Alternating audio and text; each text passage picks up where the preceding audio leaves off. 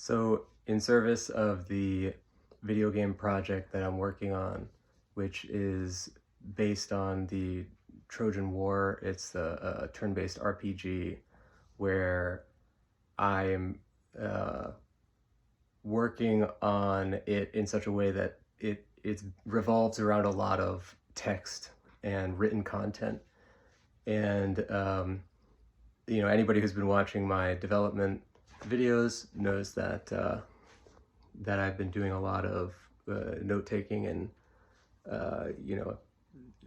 gone through and written notes from various Iliad translations, and have been writing a lot of stuff. But I also want to write a bunch of original, not necessarily original content, but at least, because the game is based on the Iliad, but at least to have it be, that I can write stuff more kind of like spontaneously on the spot than having to kind of like think about it. So I thought it'd be good to, in the tradition of the ancient rhapsodes, to dictate story content. And it could be from pieces of the Iliad, could be from the Odyssey, or from any story really, or any part that I want to come up with as it goes along. And so I'm not necessarily attempting to replicate the Iliad with what I'm doing here. It's more of like a training thing, or like a practice thing, to get the mental circuitry kind of like ready to go for all the written stuff that would be happening. So I'm going to see what happens with that. I can't promise it'll be any good. I can almost certainly promise it'll be not good, actually. At least at the beginning. Let's hope it gets a little better. So let's give it a shot. All right.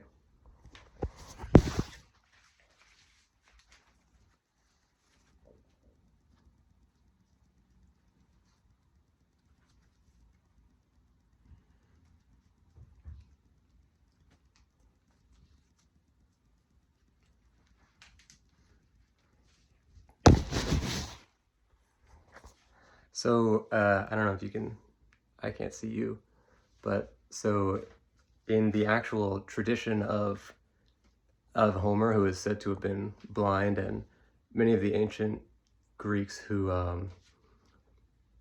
saw kind of like a higher than human sort of like skill set in people who can't see and who are more kind of receptive to poetry. I'll do this like this, and also to kind of force myself to not think about taking notes or looking at notes or anything. I've read the Iliad at least 25 times in various translations, and anything that I do would be just from memory. Let's give it a shot.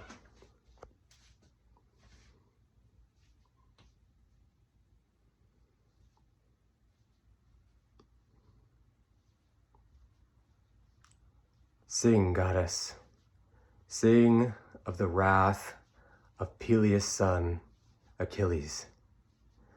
Sing of the soldiers who were forced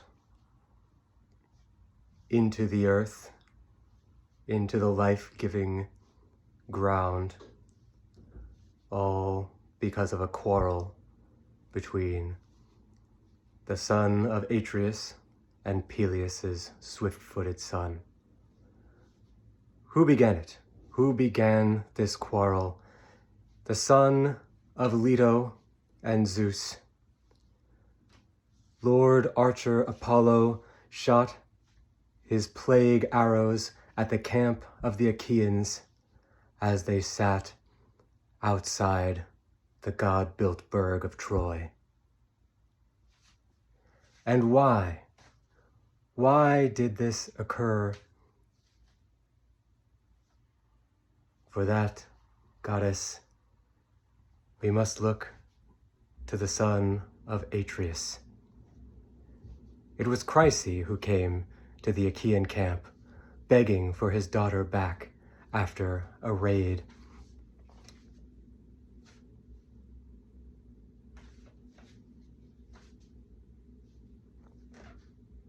He came to the son of Atreus, asking, "Oh, Atreus' son, please return my daughter Chryse to me. I have no quarrel with you. You may take the city of Troy if you so choose. But please, I have brought unending wealth. I will give you any of this that you choose, if you would but return the girl to me." Atreus' son was angered at this, and he spoke harshly to Chryse. "How dare you come to the camp and ask such a thing of me? To give up the girl that we have so hard won. I will not give her up. She will grow old in my house, in holy Argos, in Mycenae. And I'll tell you another thing. I think that she is even more beautiful, even better in the housework than my wife Clytemnestra. I will not have you come here and tell me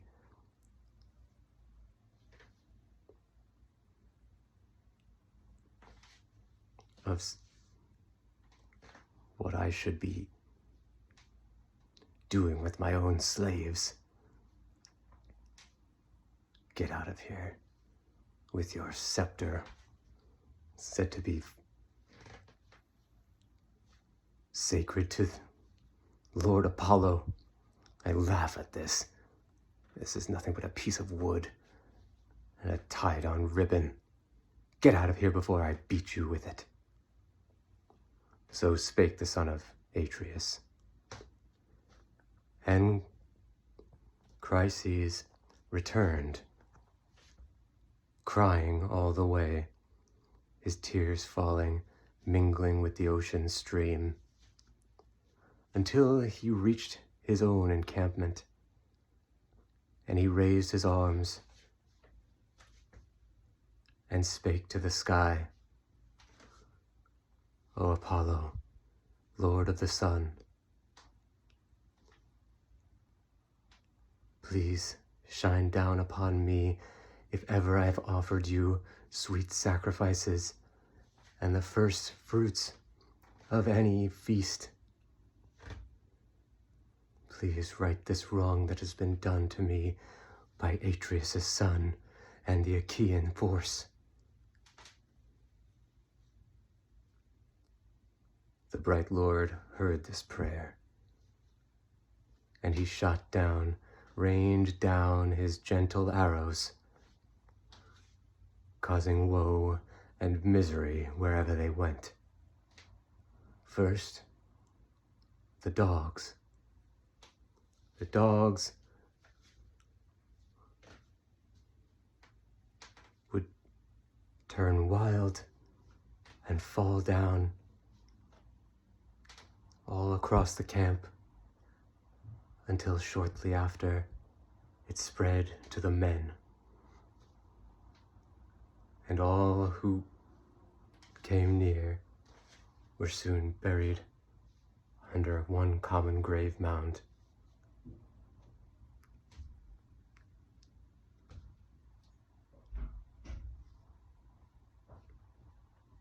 Such became of the wrath of Atreus' son. But soon Achilles was to intervene. That was my best shot at the first one of these. I would be hoping to do, more and get better. I can tell that I'm still, trying to write it in my head, you know, trying to come up with the best, you know, phrasing or whatever. But the sort of like, what I'm trying to do here is like the Milman Parry type of like, you know, oral poet type of thing, where you wouldn't be able to take time to like write something like that. You would be performing it and doing it to a sort of a rhythm, and obviously mine was very halting, so that's a good first shot. Definitely seems easier in one's head than it is to do it in out loud. So I wouldn't say that I'm necessarily happy with the result, but I'm happy with the fact that I gave it a shot, and we'll try it again next time. Oh, by the way, the game is, well, I just call it the Ilium Project. Right now, I have the idea that it would be called Red Clay, but I don't know if that's going to stick or not. But it'll be on itch.io, and you can see all the production diary video things that I've been putting up on my channel. At least like 250 at this point. I've been working on it for like a year and a half, maybe 2 years, off and on. And well, not off and on, every day I work on it, but you know, a little bit at a time. And I've been like going through a lot of iterations and stuff, and having a good time with it. You know, I'm sort of teaching myself Game Maker by working on it. So I really enjoy it. I think I'm proud of where it's gotten to at this point, and hopefully some of the written stuff that we end up coming up with here, not from this video, but from if I can do it better next time, maybe some of that stuff will start showing up in the game. So anyway, thanks for watching.